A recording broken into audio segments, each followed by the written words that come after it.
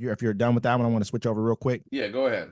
Will France's snap elections hurt the Paris Olympics? On Sunday, French President Emmanuel Macron dissolved the National Assembly and called for a snap election following an exit poll indicating that his Renaissance Party might lose to their far-right opposition in the parliament elections.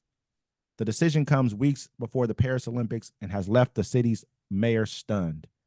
French President Macron, same thing, announced that he's basically dissolving his government because he took what's been happening is a lot of far-right groups in the EU or in Europe have been winning, have kind of been knocking off the more left-leaning Democratic kind of, we want to stay together. We want to allow in maybe some more immigrants type governments. And like in Norway, they have a more of a far right government that just came into power. These guys are more like, we're against being in the EU. They want to leave the EU type government. People are coming into power. They don't want war with Russia and other countries like that. This is what's kind of starting to evolve over in Europe right now, and it's kind of probably very concerning, especially with where the climate is with everything that's going on today.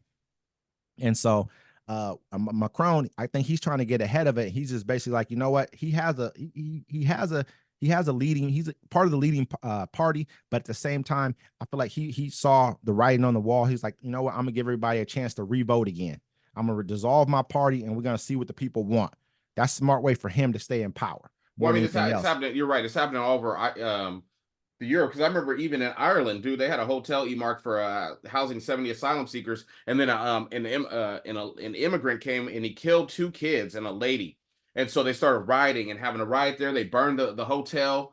You know what I'm saying? They're just the people. They're scared. You know, a lot of them are scared. You know, especially Europeans. You know, like they're in fear. Yep. They're like, yo, what's happening to my beautiful place? What happened here? I mean, well, that's. I mean, it's kind of crazy how you get to watch the new form of colonization. As you're going, you know, and they're saying this is right before the Paris Olympics. I'm wondering how this is going to turn out, because you know that Macron's been really talking reckless to Putin, real reckless. I mean, hey, I might send some French troops over to Ukraine to help fight. Putin's and say, you know what? I don't care if your French troops are there just as like people who are trying to assist or trying to help.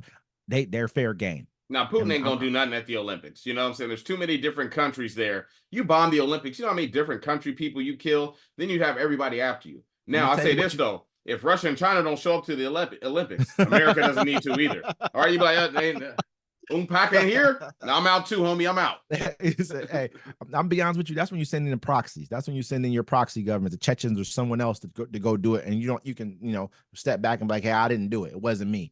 Send in somebody, because this is one of your perfect timings. You don't want Paris to look good right now. You really don't. But I'm wondering if Russia. Think about last time they had the Olympics. That's when he invaded some other country after they had the Olympics. I think that's when he came after Ukraine. I think were the Olympics in Russia? They were in Russia, and then after that, no, that's when he invaded Crimea. He was like, all right, everybody, see you later. Yo, get the tanks. Let's go. Dude is out of control, man. I'm not. It's just he's aggressive, bro. It's like, I mean, our country's out of control. Yeah, you know, we getting punked by a foreign government. At least he's like, I ain't taking nobody's shit. Even when you look at like these coalition governments around the world have been kind of falling, even with Modi, Prime Minister Modi over in India, it's the same things happening with him. He lost a good part of his coalition party too. He's one of the more popular, besides El Salvador's president, the guy who arrested all the gang members and built a 60,000 person prison down there and arrested everybody, took everybody. That's a lot of gang members, bro. Like, how many people do they have? It wasn't even all gang members. I won't get back to Modi in a second, but there's a dude who's talking about his daughter. He's like, my daughter's just hanging out with people and she's in jail too right now. So he just arrested everybody. He don't care. He's guilty by association. But if I go, I'm saying, you're going to store stealing and I can't carpool with you, they're gonna take me too. I'm like, I didn't need a PlayStation. I got 6. Listen, she might not even been with them where they were at. They're just picking up. Let's see out here stealing underwear, and I'm going to jail too. Hey, what I'm saying though, bro, it's they're acting like he's on Tucker Carlson's show.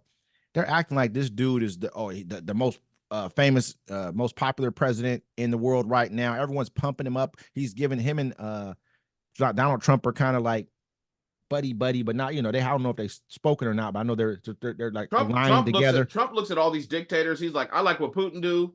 I like what Kim Jong-un does. I like what this guy's doing. You want to know why? Because he's about to implement it. Ain't nobody gonna say nothing. You Yeah, know what I'm saying? Like, and coming on our future show, we're gonna talk about that Project 2025 because absolutely. that ain't got nothing for nobody in here. Absolutely. We got to get on that one too. That's a pretty big subject. Maybe we'll do it tomorrow. Yeah, You know what I'm yeah, saying? we'll Maybe do it tomorrow. You'll do a we'll little definitely talk research about for that everybody. tomorrow. We're going to talk about Project 2025 if you haven't heard about that yet, because that's going to affect all of us. Absolutely. I mean, that it's a huge thing. And this we really just need to start just looking around the world and kind of seeing what is going on, what's happening, and really start taking a heed to things are changing rapidly right now. Yeah. And they're not all changing in America's best interest right now. And so we really need to be paying attention. So we really need to vote our interest as a Yeah, people. that or we need to get these old dinosaurs out of here, get some young bloods that actually want to work and not listen to people that just want to split the country. We need to come back together as a country. We have our differences. Where were we together? Yeah, when were we together? Yeah. Where were we together? You know what I'm saying? I mean, maybe we'll go back. Maybe we'll go down to Byron Donaldson. Maybe we'll go down his trail and talk about maybe Jim Crow when things were good for us. Nope, Then ain't when nothing gonna things, happen. That ain't never gonna happen. You think we gonna go back? that's what they want, man. That's what they're looking for right now. That's what that Mm-mm. Project 2020 is 2025 is talking about. That's exactly what it's talking about, is a backwards view. So yeah. They want to go back. Well, let us know what y'all think in the comments. Like, listen, subscribe. Uncommon courtesy.